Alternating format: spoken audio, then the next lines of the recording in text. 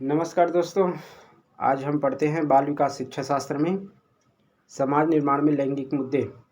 जैसे कि आप सब जानते हैं, जैसे ही हमारा जन्म होता है, जन्म होने के बाद फिर क्या होता है, हमारी जो समाज में भूमिका है वह निर्धारित हो जाता है कि बालक को कैसे जीवन व्यतीत करना है और बालिका को कैसे जीवन व्यतीत करना है।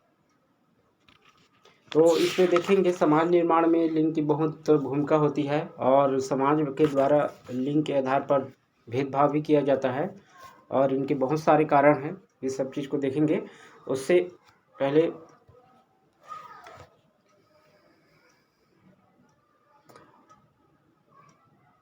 कुछ क्वेश्चन हैं, उसे देख लेते हैं। और इसका थ्योरी का अगर आप क्लास चाहते हैं तो उसके लिए अलग से आपको इसके डिस्क्रिप्शन बॉक्स में लिंक दिया गया है, आप वहां जाके क्लास कर सकते हैं। तो बिना देरी किए चलिए स्टार्ट करते हैं। पहला प्रश्न है, पुरुष स्त्री की अपेक्षा ज़्यादा बुद्धिमान होते हैं, यह कथन पुरुष जो है स्त्री की अपेक्षा ज़्यादा बुद्धिमान होते हैं, यह कथन क्या है? सही हो सकता है, गलत हो सकता है, क्या हो सकता है?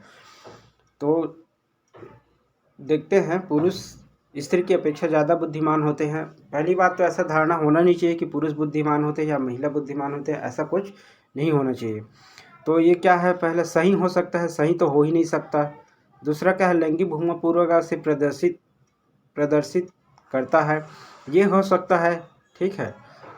सी ऑप्शन क्या है? बुद्धि के भिन्न पक्षों के लिए सही है, ये भी गलत बात है। सभी सही है, ये भी गलत है। तो इसका आंसर क्या आ जाएगा? लैंगिक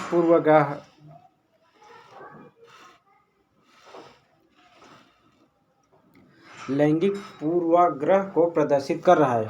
कथन है कि पुरुष स्त्री की अपेक्षा ज़्यादा बुद्धिमान है, तो इसका आंसर क्या आ जाएगा कि यह लैंगिक पूर्वाग्रह को या लैंगिकता सोच को प्रदर्शित कर रहा है।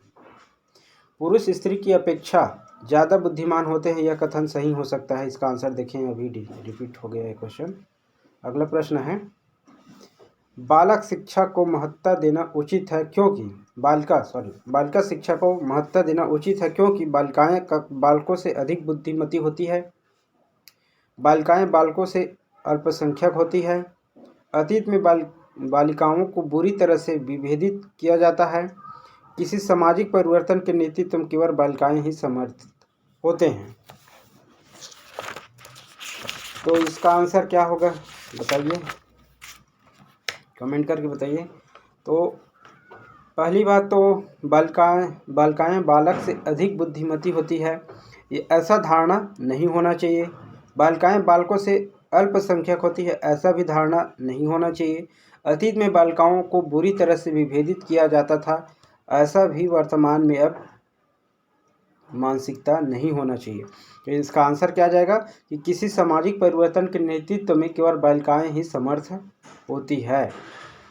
उचित है, क्योंकि देखिए कहते हैं कि एक घर में अगर ही लिखी है तो वह पूरे घर को अच्छे तरीक़े से मैनेज कर सकती है, ऐसा कहते हैं।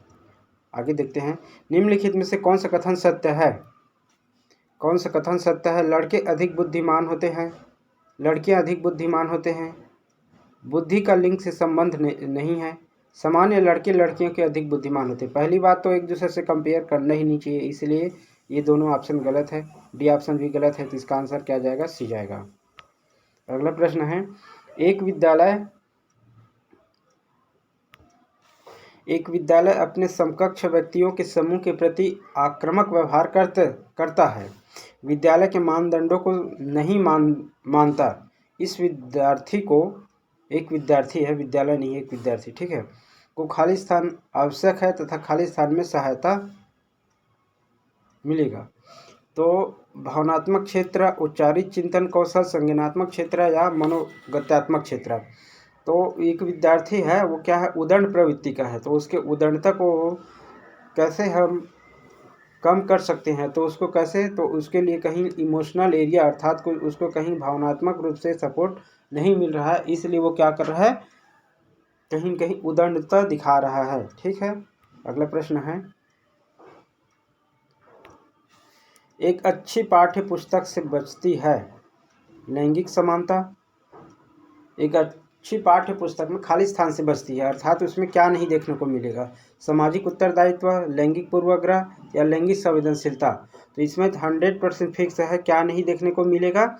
लैंगिक पूर्वाग्रह जो है वह आपको देखने को नहीं मिलेगा। अच्छा बुक है तो। 7वां प्रश्न है, कक्षा में शिक्षक और विद्यार्थी किस प्रकार जेंडर को खाली स्थान करते हैं उसे सीखने के वातावरण से।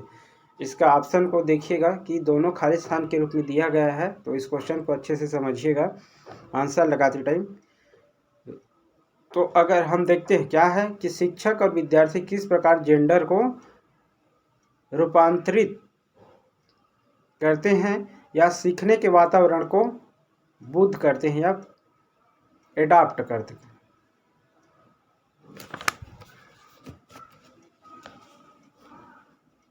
क्षुब्ध करते हैं, या क्या है, ये बुद्ध नहीं है, ये क्षुब्ध करता है। क्षुब्ध करता है यहाँ पर या तो एडाप्ट या फिर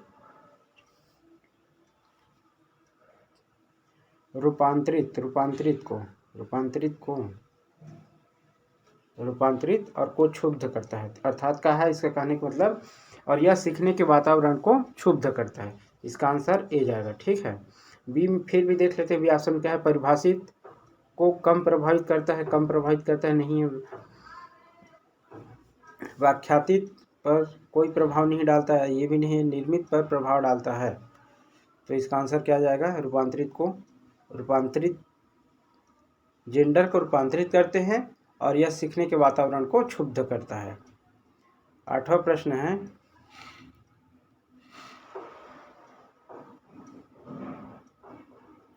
विज्ञान के प्रयोगों में सामान्यतः लड़के उपकरणों का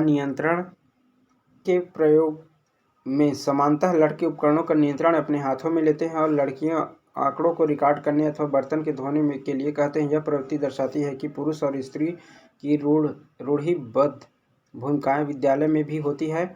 लड़के उपकरणों से ज़्यादा कुशल में संभाल सकते हैं क्योंकि इस प्रकार के कार्यों को करने में प्राकृतिक रूप से सक्षम होते हैं। या सी ऑप्शन है, लड़कियां नाजुक होने के कारण वैसे काम करना पसंद करती है जिनमें ऊर्जा की खपत कम होती है। डी ऑप्शन है, लड़कियां बेहतरीन अवलोकन करता होती है और बिना किसी गलती से आंकड़ों का रिकॉर्ड करती हैं। देखिए इसमें ये सामाजिक भेदभाव या सामाजिक जो परंपरा है उसके ऊपर आधारित प्रश्न है, ज़्यादा दिमाग लगाने की जरूरत नहीं है। तो इसका पुरुष और स्त्री रूढ़िबद्ध भूमिकाओं के विद्यालय में भी होती है। ये जितने भी परंपरा है वो क्या है, वो कार्य को हम डिसाइड किसके आधार पर करते हैं, रूढ़िगत आधार पर करते हैं। इसलिए इसमें क्या है, रूढ़िगत जो परंपरा है उसके आधार पर हम डिसाइड करते हैं। ठीक है, इसलिए इसका आंसर ए जाएगा। अगला प्रश्न है, राज्य स्तर की एकल गायन प्रतियोगिता के लिए विद्यार्थियों को तैयार करते समय विद्यालय लड़कियों को वरीयता देता है। यह दर्शाता है लैंगिक पूर्वाग्रह को, वैश्विक प्रवृत्ति को, प्रयोजनात्मक उपागम को या प्रगतिशील चिंतन को। तो ये क्या है, ये सब लैंगिक पूर्वाग्रह है, अर्थात समाज में जो हम परंपरा बना हुआ है वही उसी के आधार पर हम निर्धारित कर लेते हैं। मानव व्यक्तित्व परिणाम है, किसका परिणाम है, केवल आनुवांशिकता का, पालन पोषण और शिक्षा का, आनुवांशिक और वातावरण के अंतःक्रिया का या केवल वातावरण का। तो मानव व्यक्तित्व परिणाम है, तो मानव व्यक्तित्व किसका परिणाम है, केवल आनुवांशिकता का। मानव व्यक्तित्व किसका परिणाम है, तो मानव व्यक्तित्व जो है आनुवांशिकता, केवल आनुवांशिकता का नहीं हो सकता, पालन पोषण और शिक्षा का हो सकता है लेकिन 100% नहीं हो सकता, जरूरी नहीं है ये हो। विकास को कौन प्रभावित करता है, आंसर से जाएगा कि मानव का जो व्यक्तित्व है या विकास है वो क्या है, आनुवंशिकता और वातावरण दोनों से प्रभावित होते हैं।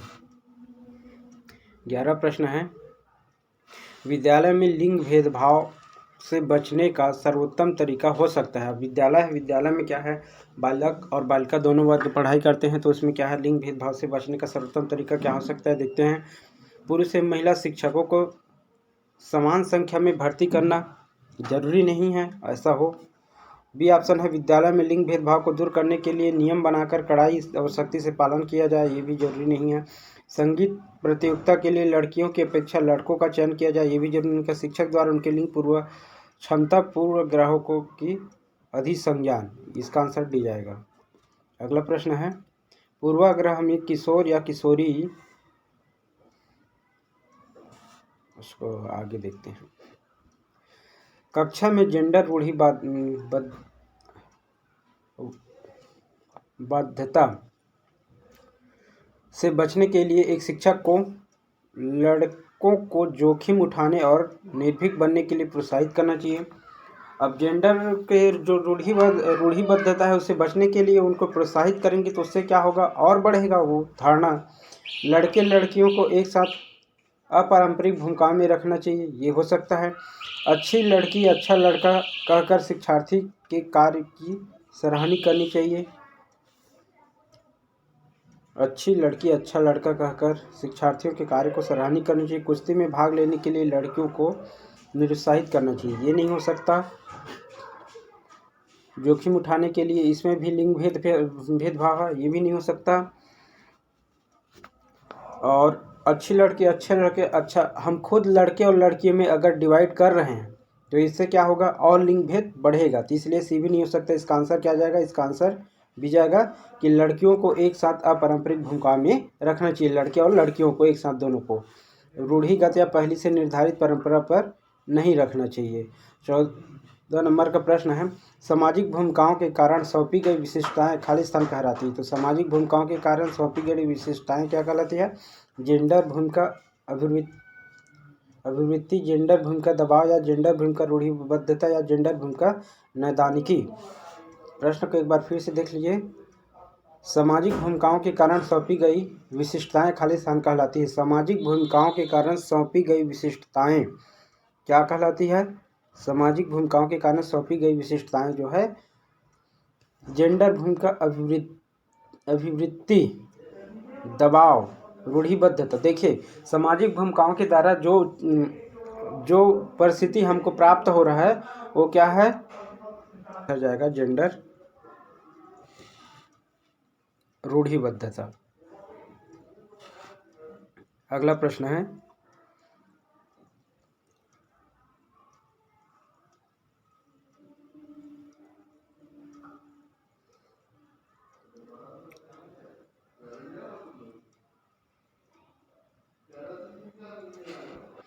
जब एक शिक्षक यह समझाता है कि स्वाभाविक रूप से लड़के गणित में लड़कियों की से अच्छे हैं, यह दर्शाता है कि अध्यापक नीतिपरक है, लिंग पक्षपाती है, शिक्षाप्रद है, या सही दृष्टिकोण है। तो यह क्या दर्शाएगा, तो यह जो दर्शाता है वह लिंग पक्षपाती को दर्शाता है, इसलिए इसका आंसर क्या आ जाएगा, बी। शिक्षक जो है लिंग पक्षपात को दर्शा रहे हैं। कक्षा में लिंग विभेद क्या है, तो शिक्षार्थियों के निष्पादन को प्रभावित नहीं करता है, शिक्षार्थियों के निष्पादन को प्रभावित नहीं करता है, शिक्षार्थियों के हसनमुख प्रयासों अथवा निष्पादन का कारण बन सकता है, पुरुष शिक्षार्थियों के वृद्धि उन्मुख प्रयासों अथवा का निष्पादन का कारण बन सकता है, महिला शिक्षकों की अपेक्षा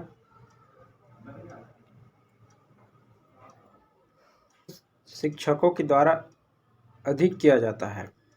कक्षा में लिंग विभेद महिला शिक्षकों की अपेक्षा पुरुषों के द्वारा अधिक किया जाता है, तो इसका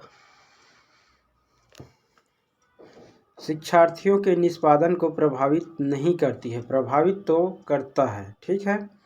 शिक्षार्थियों के हसनमुख प्रयासों अथवा निष्पादन का कारण बन सकता है, तो ये लिंग विभेद जो है शिक्षार्थियों के हसनमुख प्रयासों अथवा निष्पादन का कारण बन सकता है। इसका सही आंसर क्या है, बी ऑप्शन है।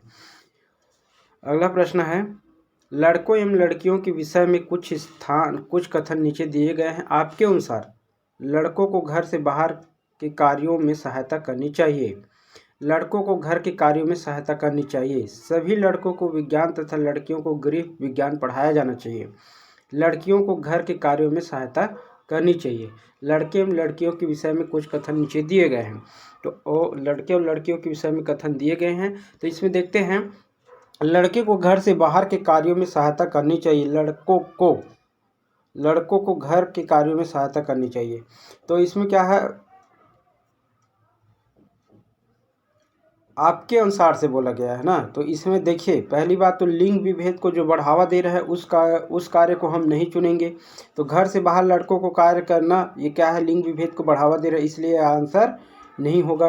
बी ऑप्शन क्या है, लड़कों को घर के कार्यों में सहायता करनी चाहिए, ये सही बात है। देखिए, खाना बनाना या घर का जो गृह कार्य है वो सिर्फ लड़कियों को ही करना चाहिए, ऐसा नहीं होना चाहिए। लड़के और लड़कियां दोनों समान हैं, तो कोई भी उस कार्य को कर सकते हैं, इसलिए इसका आंसर क्या जाएगा, बी जाएगा। अब सी को देखते हैं, सभी लड़कियों को विज्ञान तथा लड़कों को गृह कार्य पढ़ाना चाहिए। इसमें भी क्या है, विभेद मिलेगा, विभेद नहीं होना चाहिए। क्या है, लिंग विभेद इसमें भी मिलेगा। ठीक है, अगला प्रश्न है, निम्नलिखित में से कौन से समाज में लिंग समानता का मानदंड हो सकता है।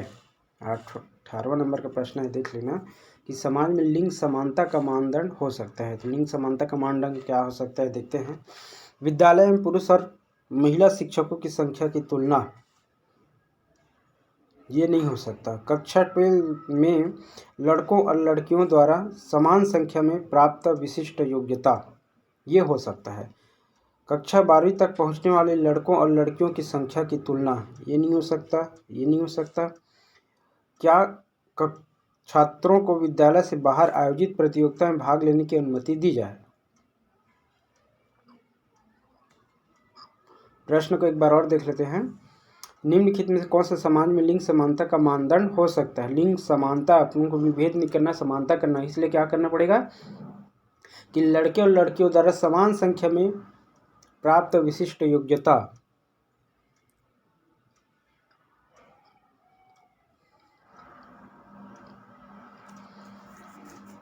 हमें लिंग को समानता करना है, तो इसके हिसाब से क्या है, तुलना तो नहीं हो सकता। किसी एक को विशिष्ट योग्यता भी विभेद का कारण बन जाएगा। कक्षा 12th तक पहुंचने वाले लड़के और लड़की की तुलना, ये सही आंसर जाएगा। और क्यों करना चाहिए तुलना, क्योंकि जितने लड़के हैं उतने लड़कियां भी होनी चाहिए यार। क्यों, क्योंकि दोनों के एजुकेशन दोनों का जरूरी है। निम्नलिखित में से कौन सा समाज लिंग समानता का मानदंड हो सकता है। समाज लिंग समानता का मानदंड हो सकता है, क्या छात्राओं को विद्यालय से बाहर आयोजित प्रतियोगिता में भाग लेने की अनुमति दी जाए। विद्यालय में पुरुष और महिलाओं की संख्या की तुलना की जाए। कक्षा 12 में लड़के लड़की द्वारा समान संख्या का प्राप्त विशिष्ट योग्यता। 12th तक पहुँचने वाले लड़के लड़कियों की संख्या में तुलना। अभी देखें इस प्रश्न को, लिंग पक्षपात की ओर संकेत करता है। कौन सा कथन लिंग पक्षपात की ओर संकेत करता है, देखते हैं। स्त्रीयोचित और पुरुषोचित विशेषताओं में सापेक्षिक रूप से क्या है, स्वयं का बोध। अपने शरीर विज्ञान के कारण लड़कों और लड़कियों के बीच का विभिन्नताओं की स्वीकृति।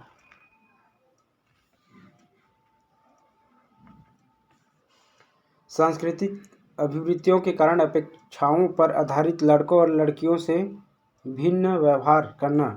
डी ऑप्शन है, अनुवांशिक विभिन्नताओं जो लड़के और लड़कियों में मौजूद है। लिंग पक्षपात की ओर संकेत करता है। लिंग पक्षपात की ओर कौन संकेत कर रहा है कि सांस्कृतिक अभिवृत्तियों के अपेक्षाओं के आधार लड़के और लड़के, अर्थात क्या, कुल मिला के रूढ़िवाद, जो रूढ़िवादी परंपरा है उसके आधार पर हम क्या करते हैं, लड़के और लड़कियों में विभेद करते हैं। इसलिए इसका आंसर क्या जाएगा, सी ऑप्शन। बच्चे को छोड़कर अन्य सभी के द्वारा लिंग भूमिकाएं ग्रहण करते हैं। मीडिया, समाजीकरण, सांस्कृतिक ट्यूशन। बच्चे को छोड़कर अन्य सभी के द्वारा लिंग भूमिकाएं ग्रहण करते हैं। तो बच्चे को छोड़ दे तो किसके द्वारा लिंग भूमिकाओं को ज़्यादातर ग्रहण किया जाता है,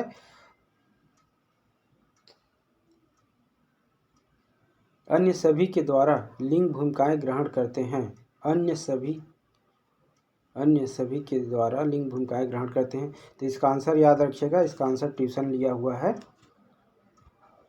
22, राज्य स्तर की एक एकल गायन प्रतियोगिता के लिए विद्यार्थियों को तैयार करते समय एक विद्यालय लड़कियों को वरीयता देता है। यह दर्शाता है कि प्रगतिशील चिंतन को, वैश्विक प्रगति को, प्रयोजनात्मक उपागम को या लैंगिक पूर्वाग्रह को। इसका आंसर क्या जाएगा, लैंगिक पूर्वाग्रह जाएगा। प्रासंगिक अंतर्बोध परीक्षा टीएटी प्रासंगिक अंतर्बोध परीक्षा टीएटी का विकास साइमंड ने दिया था या होल्टजमैन ने दिया था या मेरे द्वारा किया गया था? ये तो मेरे द्वारा किया गया था, हो ही नहीं सकता। या बैलक ने दिया था? तो इसके प्रासंगिक अंतर्बोध परीक्षा किसके द्वारा दिया गया था? प्रासंगिक अंतर्बोध परीक्षा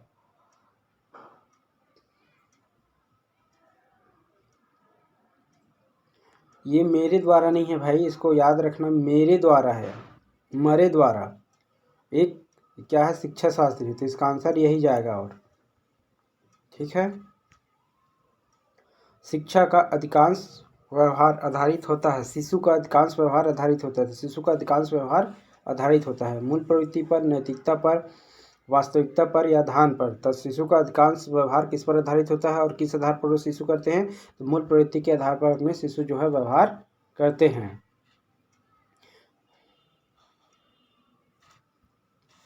निम्नलिखित में से किस एक जोड़े का मिलान ठीक हुआ है? सामाजिक संविदा अभिविन्यास किसी कार्य के भौतिक परिणाम निर्धारित है कि वह अच्छा है या बुरा है। सामाजिक संविदा अभिविन्यास। बी ऑप्शन है, दंड देना और आज्ञा पालन अभिविन्यास का नियम तय नहीं है किंतु समाज हित में बदले जा सकते हैं।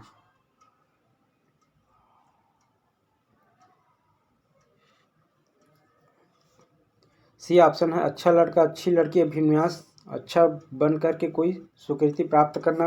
नियम और आदेश अभिविन्यास मानवाधिकार के मूल्य के आधार पर का है। संदिग्धांत स्वयं चुने जाते हैं। इनके कौन सा जोड़े मिलान ठीक हुआ है? तो कौन सा जोड़ा मिलान ठीक हुआ है? तो अच्छा लड़का अच्छा लड़की अभिविन्यास अच्छा बनकर कोई स्वीकृति प्रदान करते हैं।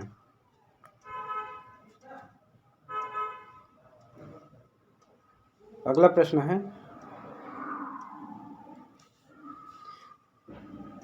कक्षा 8वीं की एक पाठ्य पुस्तक में इस प्रकार चित्र है कि शिक्षिका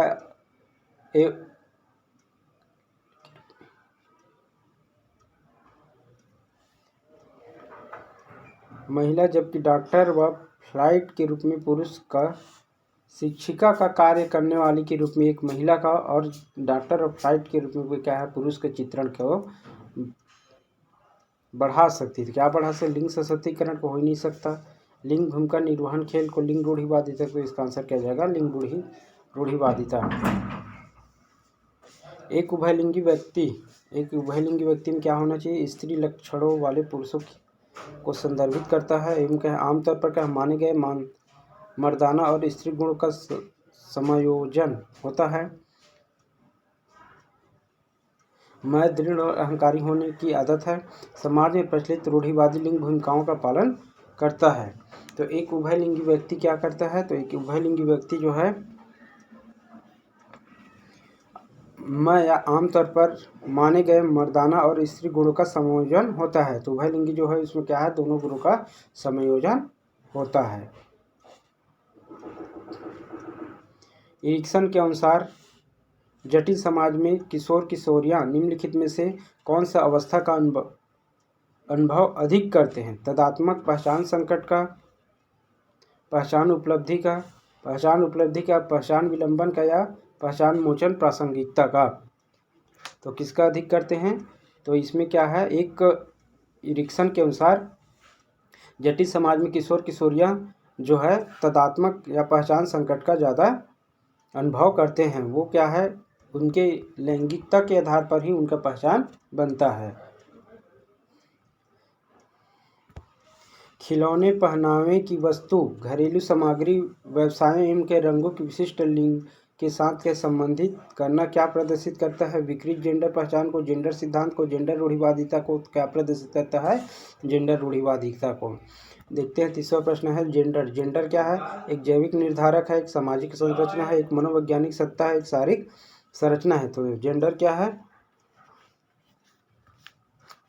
जेंडर जो है एक मनोवैज्ञानिक सत्ता है। जेंडर क्या है? तो एक सामाजिक संरचना है। जेंडर क्या है? सी ऑप्शन एक सामाजिक संरचना है। ये कर्तनों का चयन करना है एवं क्या है? प्रस्तुत करना है जो पुरुष में से किसके लिए एक प्रभावी रणनीति है एवं महिलाओं दोनों को गैर परंपरागत भूमिकाओं में चित्रण करते हैं। लैंगिक जेंडर पक्षपात को बढ़ाने के लिए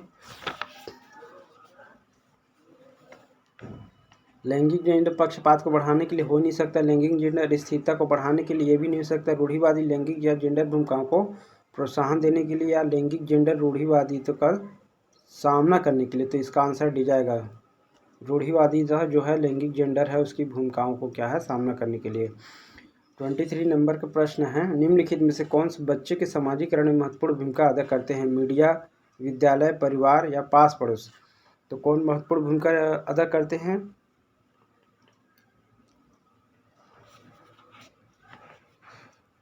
इसका आंसर है 1 3 4 अर्थात क्या है, इसमें विद्यालय बस को छोड़ना है, बाकी मीडिया, परिवार और समाज जो है क्या करते हैं, महत्वपूर्ण भूमिका अदा करते हैं। क्या चीज़ में? समाजीकरण में एक महत्वपूर्ण भूमिका अदा करते हैं। अनेक शोध अध्ययनों से पता चलता है कि शिक्षक लड़कियों की अपेक्षा लड़की से अधिक पारस्परिक क्रिया करते हैं। शिक्षक लड़कियों की अपेक्षा, लड़की नहीं है, लड़के से अधिक पारस्परिक क्रिया करते हैं। इसे सही विवेचनात्मक क्या है? लड़कियों की तुलना में लड़कों में शैक्षिक क्षमताएं काफ़ी अधिक होती है, हो नहीं सकता। लड़कियों की तुलना में लड़के अच्छे अवधान की आवश्यकता होती है, ये भी नहीं हो सकता।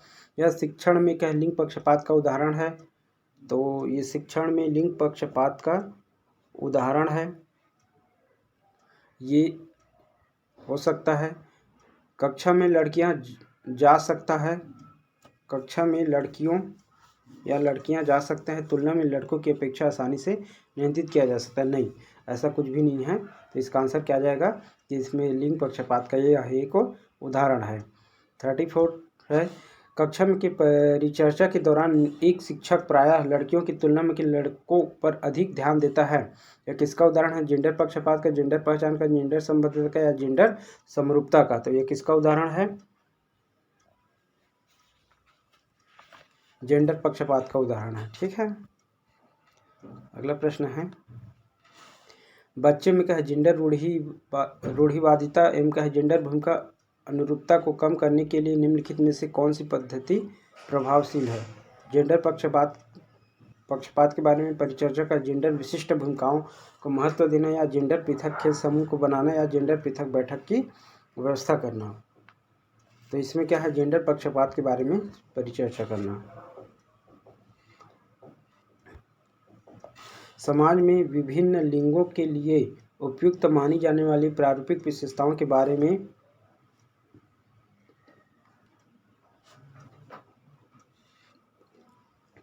जन सामान्य की अवधारणाओं को क्या कहते हैं?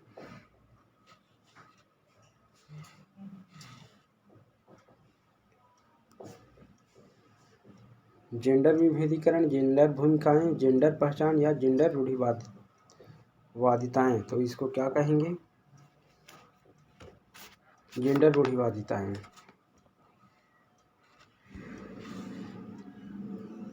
हाल ही में पाठ्यचर्या में ऐसी कहानियों को शामिल करने के लिए विवेकशील प्रयास किया गया है जिसमें पिता घर के कार्यों में लगा रहता है और माता साहसी गतिविधियों को करती है। यह कदम किस लिए महत्वपूर्ण है? या जेंडर पक्षपात को सशक्त बनाता है? नहीं।